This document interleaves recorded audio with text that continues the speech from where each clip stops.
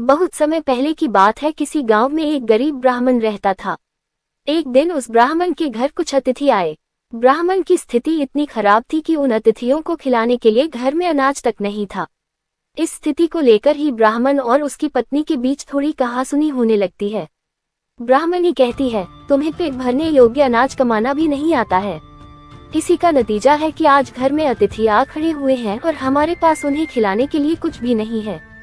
इस पर ब्राह्मण अपनी पत्नी से कहता है, कल कर्क संक्रांति है, मैं कल भिक्षा लेने के लिए दूसरे गांव जाऊंगा। वहां एक ब्राह्मण ने मुझे आमंत्रित किया है। वो सूर्य देव की तृप्ति के लिए कुछ दान देना चाहता है। तब तक जो कुछ भी घर में है उसे आदर सत्कार के साथ अतिथियों के सामने रखो। ब्राह्मण की यह बात सुनकर ब्राह्मणी कहती है, तेरी पत्नी होकर मैंने कभी सुख नहीं भोगा है। न कभी खाने को मेवा मिष्ठान मिला, न ही धन के वस्त्र और आभूषण। आज तू कह रहा है कि जो भी घर में पड़ा हो वो अतिथियों के समक्ष रख दो। जब कुछ है ही नहीं तो मैं उनके सामने क्या रख दूं? पड़े हैं तो बस एक मुट्ठी तिल, तो क्या अतिथियों के सामने सूखी तिल रखना अच्छा लगेगा? पत्नी की यह बात सुनकर ब्राह्मण कहता है, ब्राह्मणी तुम्हें ऐसा बिल्कुल भी नहीं कहना चाहिए। कारण यह है कि इच्छा के अनुसार किसी भी मनुष्य को धन की प्राप्ति नहीं होती है। जरूरी है तो पेट भरना, और पेट भरने योग्य अनाज तो मैं ले ही आता हूँ। अधिक धन की चाहत अच्छी नहीं, ऐसी इच्छा का तुम्हें त्याग कर देना चाहिए। अधिक धन की इच्छा के चक्कर में मनुष्य के माथे पर शिखा बन जाती है। माथे पर शिखा वाली बात सुन ब्राह्मणी बड़े ही आश्चर्य से ब्राह्मण से पूछती है, अधिक धन की इच्छा में माथे पर शिखा हो जाती है? मैं कुछ समझी नहीं, जो भी कहना है खुलकर कहिए। ब्राह्मणी के इस सवाल का जवाब देने के लिए ब्राह्मण अपनी पत्नी को शिकारी और गीदड़ की एक कहानी सुनाता है। ब्राह्मण कथा की शुरुआत करता है। एक दिन एक शिकारी जंगल में शिकार की खोज कर रहा था। जंगल में कुछ दूर आगे बढ़ने के बाद शिकारी को एक काले रंग का पहाड़ जैसा विशाल सूअर दिखाई देता है। सूअर को देखते ही शिकारी अपना धनुष उठा लेता है और कमान खींचते हुए सूअर पर निशाना लगा देता है। कमान से निकला हुआ तीर तीव्र गति से सूअर को घायल कर देता है। घायल होने पर सूअर चिंघाड़ता हुआ शिकारी पर पलटवार कर देता है। सूअर के तीखे दांतों से शिकारी का पेट फट जाता है। इस तरह शिकार और शिकारी दोनों का ही अंत हो जाता है। इसी बीच खाने की तलाश में भागता हुआ एक भूखा गीदड़ वहां से होकर गुजरता है, जहां शिकारी और सूअर का शव पड़ा हुआ था।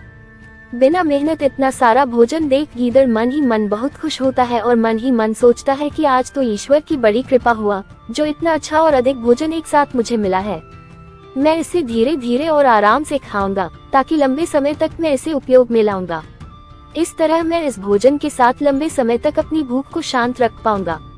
इन सभी बातों पर विचार करते हुए गीदड़ सबसे पहले छोटी छोटी चीजों को खाना शुरू करता है। तभी उसे शिकारी के मृत शरीर के पास धनुष पड़ा दिखता है। गीदड़ के मन में पहले उसे ही खाने का विचार आता है और वह धनुष पर चढ़ी डोर को चबाने लगता है। गीदड़ के चबाने से धनुष पर चढ़ी डोर टूट जाती है और डोर के टूटने से धनुष का एक सिरा वेग के साथ गीदड़ के माथे को भेदता हुआ ऊपर निकल आता है। गीदड़ के माथे को भेद कर धनुष का जो सिरा गीदड़ के सिर पर निकल आता है, वह ऐसा प्रतीत होता है मानो गीदड़ के माथे पर शिखा निकल आई हो। घायल होने के कारण कुछ देर बाद गीदड़ की भी मौत हो जाती है। इतना कहते हुए ब्राह्मण कहता है, ब्राह्मणी इसीलिए मैं कहता हूँ कि जरूरत से अधिक लोभ से माथे पर शिखा आ जाती है। ये कथा सुनने के बाद ब्राह्मणी कहती है, ठीक है, अगर ऐसी ही बात है तो घर में जो मुट्ठी भर तिल पड़े हैं उन्हीं को मैं अतिथियों को खिला देती हूँ। ब्राह्मणी की यह बात सुनकर ब्राह्मण संतुष्ट होता है और भिक्षा मांगने के लिए घर से बाहर निकल जाता है। वहीं ब्राह्मणी भी घर में पड़े तिल को धूप में सुखाने के लिए फैला देती है। तभी कहीं से एक कुत्ता आ जाता है और उन साफ तिलों पर पेशाब कर देता है, जिससे सभी तिल खराब हो जाते हैं। तिल के खराब हो जाने पर ब्राह्मणी काफी परेशान हो जाती है और सोचती है, यही तो तिल थे जिन्हें पकाकर मैं अतिथियों को खिला सकती थी। अब मैं क्या करूं? काफी देर सोचने के बाद ब्राह्मणी को एक तरीका सूझा। उसने सोचा कि अगर वह गंदे तिलों के बदले साफ तिल देने की बात कहेगी तो कोई भी आसानी से मान जाएगा। साथ ही किसी को भी इन तिलों के खराब होने की बात पता नहीं चलेगी। इस विचार के साथ वह उन तिलों को लेकर घर घर घूमने लगी। ब्राह्मणी की यह बात सुनकर एक महिला वह तिल लेने के लिए तैयार हो गई, लेकिन उस महिला का पुत्र अर्थशास्त्र पढ़ा हुआ था। उसने अपनी माँ से कहा कि इन तिलों में जरूर कोई न कोई खोट होगी, वरना कौन साफ सुथरे तिलों को गंदे तिलों के बदले देने के लिए तैयार होगा। पुत्र की यह बात सुनकर महिला ने ब्राह्मणी के तिलों को लेने से मना कर दिया। कहानी से सीख। हमारे पास जो भी होता है हमें उसी में सुखी रहना चाहिए। किसी के पास ज्यादा चीज देखकर दुखी नहीं होना चाहिए।